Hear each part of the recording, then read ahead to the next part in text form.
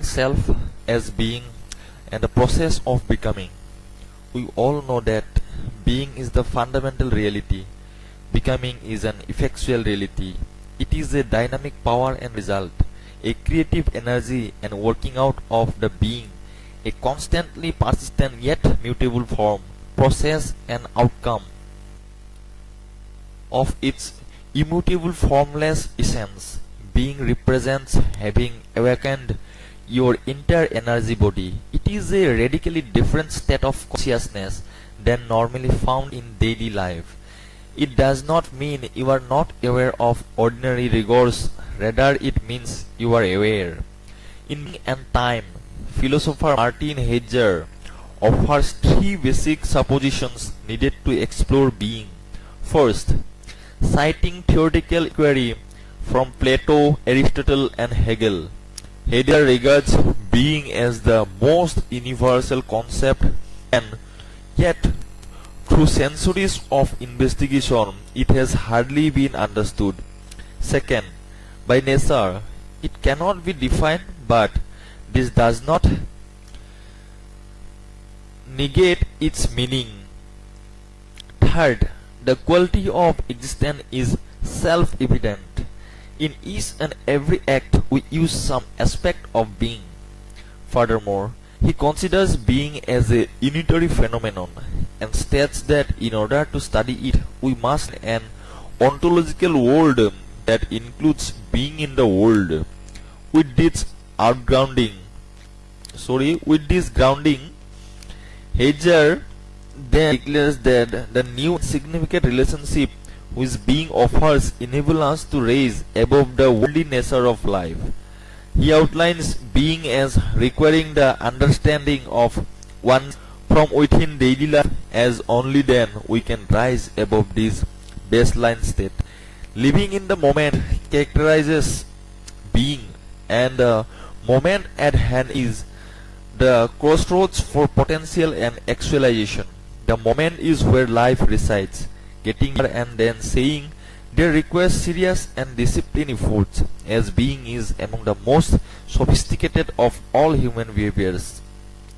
Being may also be as a constant state of heightened consciousness. It requires the synthesis of learning and imagination, a condition of full living. Your first and second energy fields communicate and work together to give you a full body sense of living. This provides you posture and orientation to navigate infinity.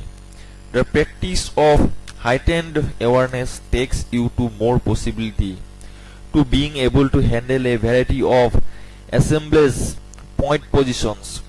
You experience a continually expanding world of new perceptions and abilities. In furthering our understanding of this awareness, psychologist Abraham Maslow mapped B-cognition being related cognition in detail, assigning characteristics and values to a range of behaviors including problem solving, creativity and peak experiences, whereas he relates decognition to deficit needs. Some of the traits of B-cognition are total attention, richer perceptions, an altered state of time and space, and positive experience. The attendant values include a sense of oneness, equality, beauty, simplicity, and independence. B-cognition is a measure of self-actualization and a source of creativity. Maslow maintains that self-actualization is everything that a person can become, an ultimate achievement. However, we cannot see what we can become because we are dominated by needs that pull us constantly. Maslow is well known for his hierarchical depiction of deficit and growth, which offer a part of learning, of becoming. Becoming necessitates constant venturing into the unknown. It suggests the ability to move towards or maintain being, a means of moving with life life's experiences by saturating yourself in each moment and at the same time by completely letting go of each moment. It is an unfolding. The conditions of your life originate from that moment. Learning is becoming and vice versa. Maslow asserts that being and becoming are not contradictory or mutually exclusive, and that both are rewarding. Simultaneously, connecting with potential and allowing that connection to give rise to actually are required in both of them. Maintaining being requires constant becoming, and constant becoming takes you being. Neither is static, excessively close, or dogmatic. The two take root from a continual dance with learning and imagination, with potential and with infinity. In this dance, you entertain possibilities and move towards those that resonate with core. But if you identify too much with your goals, you will once again pin perception to the definition, to the thoughts rather than to the experience. That prevents you from awakening completely, removing you from the very essence of the venture. You then yield to closure, to something awareness whose blocks becoming.